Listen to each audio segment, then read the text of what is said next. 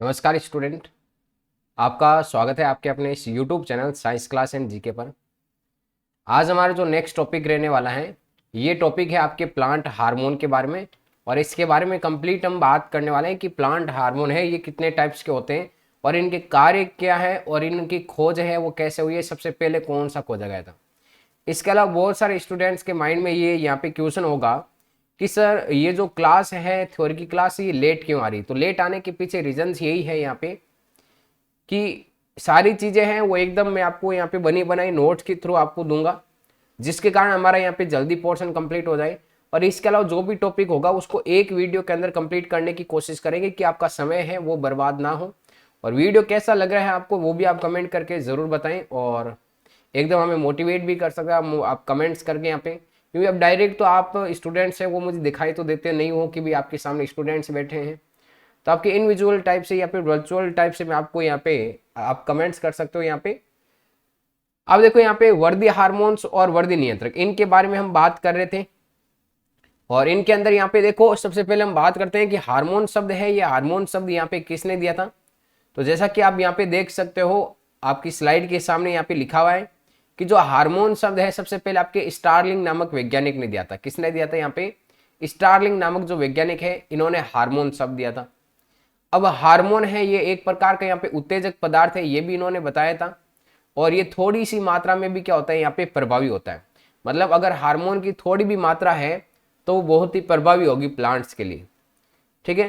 अब नेक्स्ट हम बात करते हैं यहाँ पे कि जो वृद्धि हार्मोन होते हैं प्लांट्स के अंदर, उनको फाइटो हार्मोन भी कहते हैं। तो वृद्धि हार्मोनों को हम फाइटो हार्मोन के नाम से भी जानते हैं। और ये जो फाइटो हार्मोन जो नाम दिया था, ये आपके थीमेन नामक वैज्ञानिक ने दिया था। कौन से वैज्ञानिक ने दिया था? यहाँ पे थीमेन नामक वैज्ञानिक ने ये आपके फाइटो हार्मोन यहाँ पे नाम दिया गया था। अब नेक्स्ट यहाँ पे ध्यान में रखना भाई, हम जब हमारे शरीर के अंदर भी हार्मोन पढ़ते हैं तो हम ये पढ़ते हैं हार्मोन आपके एक जगह से दूसरी जगह क्या होता है, स्थानांतरित होता है। तो हार्मोन एक जगह से रिलीज होगा और दूसरी जगह पर जाकर क्या करेगा, यहाँ पे कार्य करेगा। तो ध्यान में रखना, हार्मोन एक जगह से दूसरी जगह पर क्या होता है, यहाँ पे स्थानांतरित होता है। फिर हम यहाँ पे नेक्स्ट हमारे सामने जो हार्मोन है वो कौन कौन से है, तो आप देख सकते हो यहाँ पे ऑक्सिन हो जाएगा, जिब्रेलिन्स हो जाएगा, साइटोकाइनिन हो जाएगा, इथाइलिन हो जाएगा और एक कौन सा हो जाएगा यहाँ पे एब्सिसिक एसिड। तो हमारे सामने यहाँ पे ये 5 हार्मोन हैं जो प्लांट्स के अंदर यहाँ पे इंपॉर्टेंस होते हैं और इनकी कार्य है वो हम यहाँ पे बात करने वाले हैं। अब चलते हैं यहाँ पे नेक्स्ट स्लाइड के ऊपर। अब नेक्स्ट स्लाइड के अंदर आप यहाँ पे देख सकते हो कि भाई हमारे सामने आपके हार्मोन के प्रकार है। हार्मोन ध्यान में रखना, यहाँ पे 2 टाइप्स के होते हैं। एक तो यहाँ पे प्रमोटिंग हार्मोन। प्रमोटिंग का हार्मोन का मतलब ऐसे हार्मोन जो वृद्धि को बढ़ाने का कार्य करते हैं प्लांट्स के अंदर, तो वो आपके कौन से हो जाएंगे, यहाँ पे प्रमोटिंग हार्मोन हो जाएंगे। और इसके अलावा अभी हम यहाँ पे नेक्स्ट बात करेंगे, 1 मिनट जो स्लाइड है उसको मैं ठीक कर देता हूँ, है ना।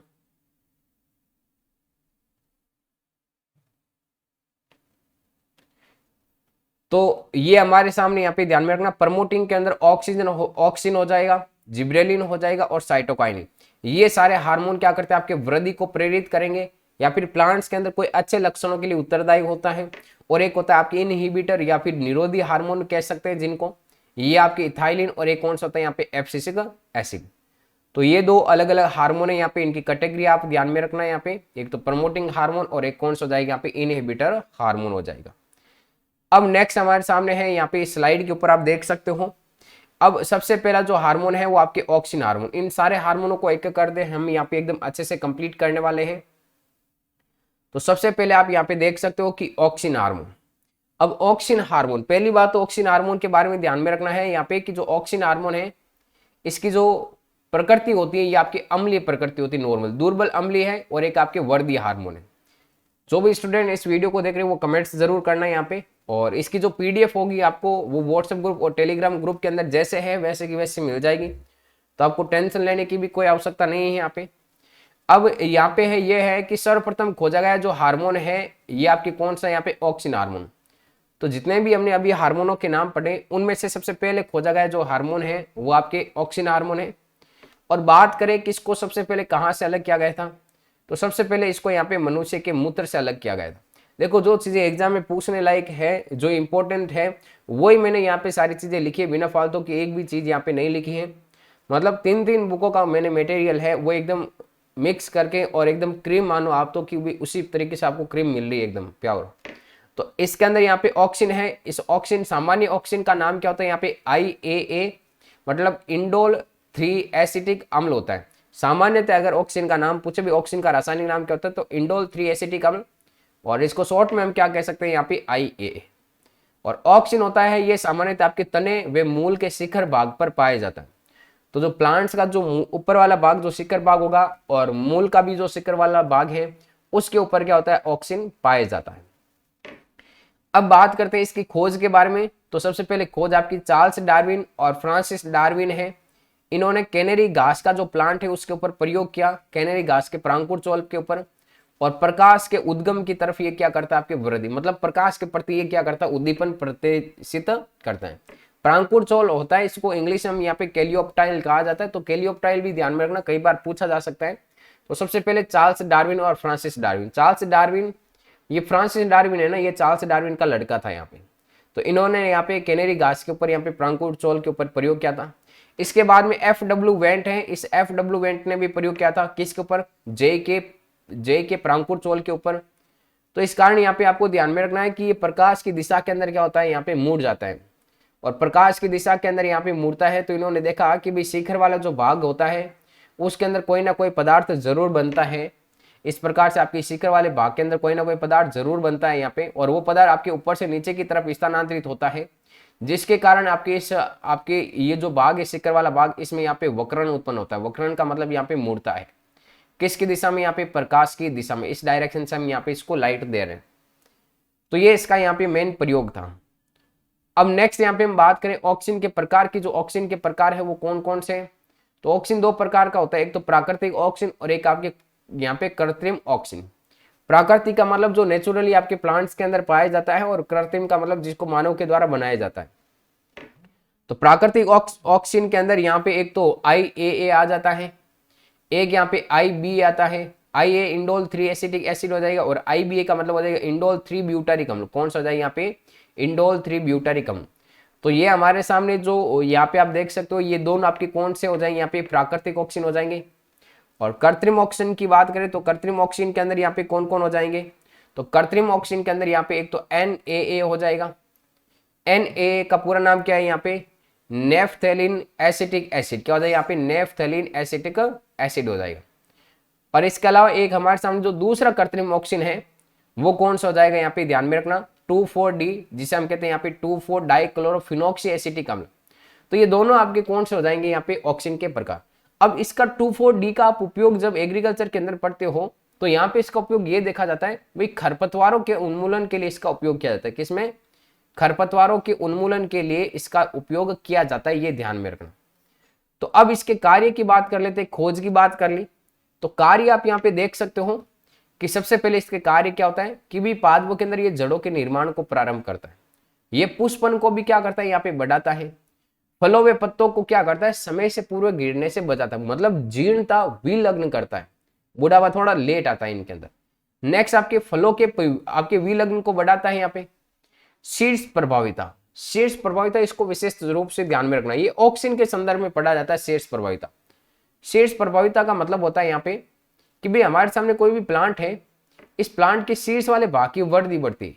अगर हमने यहाँ पे क्या कर दिया, शीर्ष वाले भाग को काट दिया तो साइड में आपके शाखाएं निकलना क्या हो जाएगी, प्रारंभ। तो ऑक्सीजन का छिड़काव करेंगे तो इसकी शीर्ष प्रभाविता है वो खत्म हो जाती है, मतलब शीर्ष का जो प्रभाव है वो खत्म हो जाता है, और साइड में जो टहनियां हैं उनकी शाखाएं आपकी निकलना प्रारंभ हो जाती है। तो इसे हम शीर्ष प्रभाविता कहते हैं। तो ऑक्सीजन का मेन जो अगर स्पेशल रूप से कार्य पूछे तो आप शीर्ष प्रभाविता विशेष तौर से ध्यान में रखना। नेक्स्ट है यहाँ पे भी आपके ये अनिषेक फलन को भी आपके प्रेरित करता है। अनिषेक फलन का मतलब होता है यहाँ पे बिना निषेचन के क्या होता है, फल का निर्माण हो जाता है। और अनिषेक फलन है तो ऐसे में यहाँ पे ध्यान में रखना, इनके अंदर कभी भी बीजों का निर्माण नहीं होगा, बीजों का निर्माण नहीं होगा। तो आपने नींबू वगैरह देखे होंगे बिना बीज के आते हैं, तो आपके अनिषेक फलन के द्वारा तैयार किया जाता है। और ये अनिषेक फलन किसके द्वारा प्रेरित होता है, यहाँ पे ऑक्सीजन के द्वारा प्रेरित होता है, ध्यान में रखना, किसके द्वारा, ऑक्सीजन के द्वारा प्रेरित होता है। और इसी के अंदर यहाँ पे उदाहरण लिखा है, यहाँ पे टमाटर का आप देख सकते हो। अब शाकनाशी के रूप में प्रयोग होता है किसका, 2,4-D। शाकनाशी का मतलब खरपतवार के उन्मूलन के लिए। तो ये डाइकोट में आपके खरपतवारों को नष्ट करने के लिए इसका यूज किया जाता है। तो ये तो था हमारे सामने यहाँ पे ऑक्सिन के बारे में, तो इसको विशेष रूप से यहाँ पे ध्यान में रखना। ऑक्सिन जितने भी कार्य है, इंपॉर्टेंट जो भी चीजें हैं, वो मैंने आपको यहाँ पे प्रोवाइड करवा दी है। अब ऑक्सिन के बाद में नेक्स्ट जो हमारे सामने हार्मोन है, वो हार्मोन है यहाँ पे जिब्रेलिन। कौन सा हार्मोन है यहाँ पे? Gibberellin hormone. अब देखो जिब्रेलिन हार्मोन के बारे में चीजें बहुत ही आसानी से है, यहाँ पे याद कर सकते हो आप। कौन कौन सी चीजें हैं?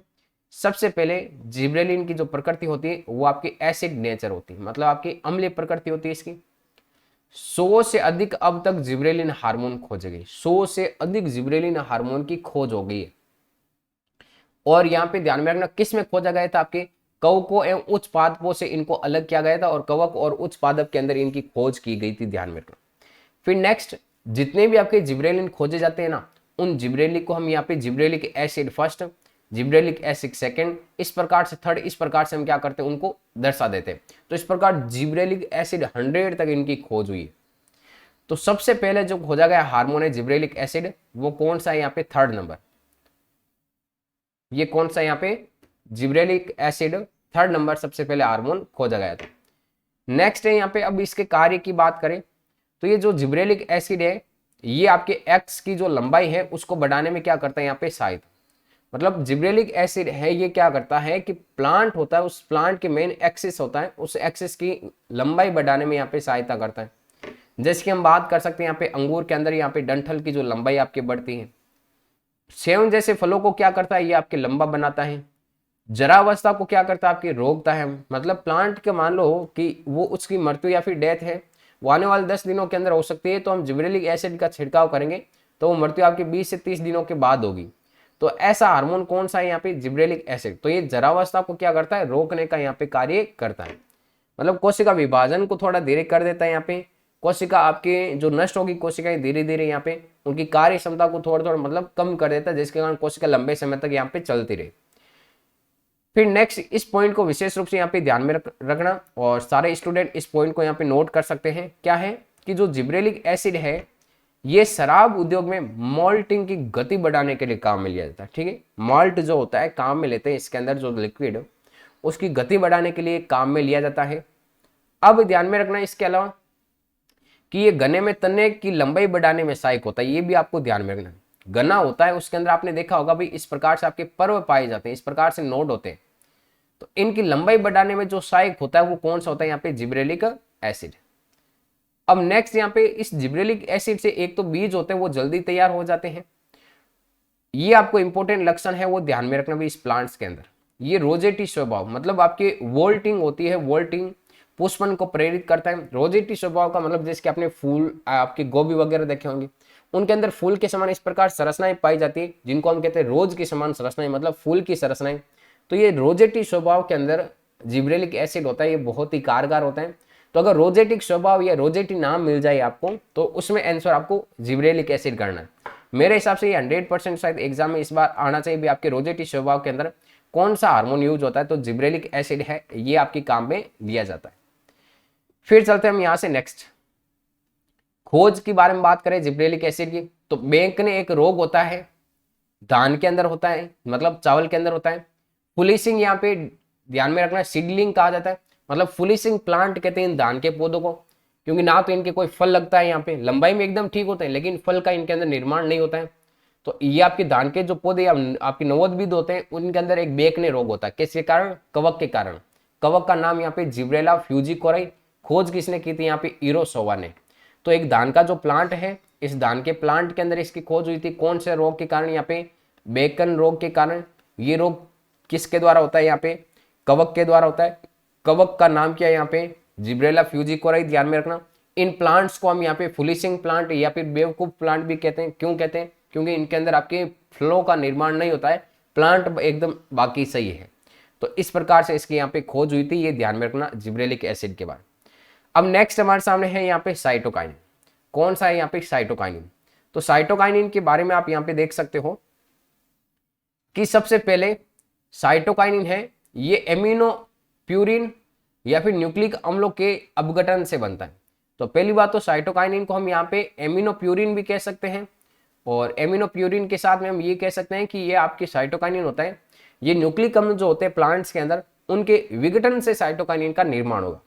अब उनका विघटन होगा मतलब सर सेल डिवीजन होगा, बिल्कुल सेल डिवीजन होगा। आप देखो यहाँ पे साइटोकाइनिन, आपने पढ़ा होगा कि कोशिका का विभाजन होता है वो आपके साइटोकाइनेसिस कहलाता है। कोशिका विभाजन क्या कहलाता है? साइटोकाइनेसिस। तो उसी से ये नाम बना आपके साइटोकाइनिन। साइटोकाइनेसिस का मतलब आपके सेल डिवीजन होगा।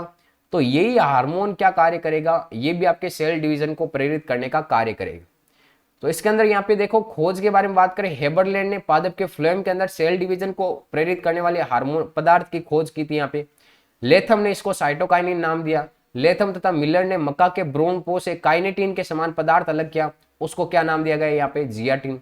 तो इसको जियाटिन भी कह सकते हैं, ध्यान में रखना। ये जो फैक्ट लिखे हुए 100% एग्जाम के अंदर पूछने लायक है, एकदम अच्छे से इनको आप कवर करना। और वीडियो लेट आ रहा है इसके पीछे रीजन यही है कि मैं सारी चीजें एक जगह आपको यहाँ पे नोट करवा देता हूँ, जिसके कारण आपकी तैयारी है वो जल्दी हो सके यहाँ पे, और हमारा टॉपिक भी है वो कंप्लीट हो सके। तो जियाटिन है यहाँ पे, और जियाटिन ध्यान में रखना यहाँ पे प्राकृतिक रूप से पाया जाने वाला साइटोकाइनिन। तो आपको पूछे एग्जाम के अंदर प्राकृतिक रूप से पाया जाने वाला जो साइटोकाइनिन है वो कौन सा है? यहाँ पे जियाटिन। किससे अलग किया गया था? मक्का के भ्रूणपोष से। और भ्रूणपोष आपको पता होगा 3N संरचना होती है। किसने अलग किया था? यहाँ पे लेथम और मिलर ने। तो इस नोट को आप स्पेशल रूप से यहाँ पे ध्यान में रखना, ये इंपॉर्टेंट पॉइंट बन जाता है यहाँ पे। अब नेक्स्ट चलते हैं यहाँ पे स्लाइड के ऊपर और इसके साइटोकाइनिन के कार्य देखते हैं। तो साइटोकाइनिन के कार्य के अंदर आप देख सकते हो यहाँ पे एक तो कोशिका विभाजन को प्रेरित करता है, कोशिका दीर्घन, कोशिका दीर्घन का मतलब उसकी लंबाई को बढ़ाने में सहायक होता है, कोशिका विभेदन का मतलब कोशिका है उनका कार्य के आधार पर विभाजित करने का कार्य करता है। और नेक्स्ट हमारे सामने होता है यहाँ पे ये शीर्ष प्रभाविता को रोकता है, जैसा कि हमने ऑक्सीजन के अंदर देखा था वैसा। ये प्रसुप्ता का क्या करता है? निरोध। प्रसुप्ता का मतलब होता है बीज के अंकुरण है उसको एक बार रोकने का कार्य करता है। और जीर्णता है, जीर्णता विलंब, मतलब प्लांट्स के अंदर जीर्णता होती है वो देरी से आती है। कैसे? भी पोषकों के संचरण को क्या करती है? आपके बढ़ावा देती है। पोषक जल्दी से जल्दी जितने ज्यादा मिलेंगे तो कार्य करने की क्षमता बढ़ जाएगी कोशिकाओं की, और कोशिकाओं की कार्य क्षमता करने की बढ़ेगी तो आपकी जीर्णता है, बुढ़ापा प्लांट्स के अंदर लेट आएगा। इस प्रभाव को, जीर्णता लेट आती है, इस प्रभाव को यहाँ पे ध्यान में रखना रीचमोंड लेंग प्रभाव कहा जाता है। एग्जाम में पूछा जा सकता है रीचमोंड लेंग प्रभाव कौन से हार्मोन के द्वारा होता है? तो ध्यान में रखना यहाँ पे साइटोकाइनिन के द्वारा। कौन सा हार्मोन? यहाँ पे साइटोकाइनिन। ये 100% आप यहाँ पे इंपॉर्टेंट लगा लेना, ध्यान में रखना। बहुत सारी चीजें ऐसी हैं जो एग्जाम के अंदर यहाँ से पूछी जा सकती है। फिर हम चलते हैं यहाँ से नेक्स्ट, कार्य हो गए बस। अब नेक्स्ट है हमारे सामने इथाइलिन हार्मोन। ये भी इंपॉर्टेंट है, क्यों? एकमात्र आपके गैसीय हार्मोन है यहाँ पे, मतलब गैसीय हार्मोन, वो भी प्राकृतिक रूप से पाया जाता है प्लांट्स के अंदर गैसीय हार्मोन। इसके अप्राकृतिक निर्माण है तो किसका यूज किया जाएगा? इथेफोन का। एग्जाम में पूछा जा सकता है इथाइलिन के अप्राकृतिक रूप से अगर निर्माण करना, मतलब कृत्रिम निर्माण करना, तो किसका यूज किया जाएगा? इथेफोन का उपयोग किया जाएगा। अब इनके कार्य की बात कर लेते हैं। तो ये वृद्धि पर प्रभाव डालता है, मतलब अपस्थानिक जड़ों के निर्माण को प्रेरित करता है। फलों का पकना, मतलब ये फले, आपके जो फल होते हैं वो फल पकाए जाते हैं इसके द्वारा, और इसके द्वारा जो फल पकाए जाते हैं उन फलों को हम यहाँ पे क्लाइमेक्टेरिक फल कहते हैं। कौन से फल कहते हैं यहाँ पे? क्लाइमेक्टेरिक। इस नाम को 100% यहाँ पे ध्यान में रखना भाई, पूछा जा सकता है एग्जाम के अंदर क्लाइमेक्टेरिक फल कौन से हार्मोन के द्वारा तैयार किए जाते हैं? तो इथाइलिन हार्मोन के द्वारा किए जाते हैं, ध्यान में रखें। फिर नेक्स्ट यहाँ पे पुष्पन पर प्रभाव, मतलब पादपों के अंदर ये पुष्पन पर भी क्या करता है? प्रभाव डालता है। पीडीएफ आपको टेंशन ना लो, टेलीग्राम ग्रुप और व्हाट्सएप ग्रुप के अंदर मिल जाएगी। विलग्न है, इसको भी यहाँ पे प्रेरित करता है। जीर्णता को भी क्या करता है? यहाँ पे प्रेरित करता है। अब नेक्स्ट जो हार्मोन है हमारे सामने वो है यहाँ पे एब्सिसिक एसिड। तो ये प्राकृतिक रूप से पाया जाता है। ये इसका फॉर्मूला है यहाँ पे C15 H20 और O4। ये वर्दी अवरोधक हार्मोन है, वर्दी को रोकने का कार्य करेगा।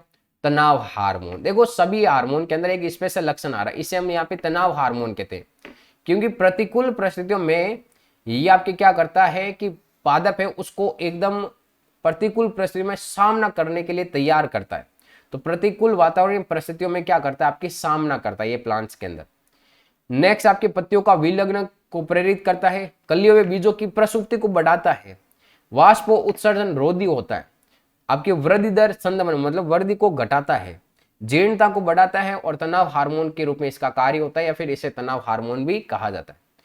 तो हमारे सामने ये जो टोटल 5 हार्मोन थे वो यहाँ पे कंप्लीट होते हैं। वीडियो कैसा लगा वो कमेंट्स करके जरूर बताएं। हमारी जो क्लासेज आएगी वो इसी प्रकार थोड़ी लॉन्ग क्लास होगी और इसमें ज़्यादा टॉपिक है वो हम साथ में करने की कोशिश करेंगे। मिलते हैं वापस नेक्स्ट वीडियो के अंदर। सारे student Telegram group, WhatsApp group आप जरूर ज्वाइन कर लें। जो भी आपकी प्रॉब्लम्स होती है वो आप डिस्क्रिप्शन के अंदर या फिर वीडियो होता है उस वीडियो के कमेंट बॉक्स के अंदर वहाँ पे टाइप कर दीजिए, मैं बिल्कुल आंसर देने की कोशिश करूँगा। मिलते हैं वापस नेक्स्ट वीडियो के अंदर।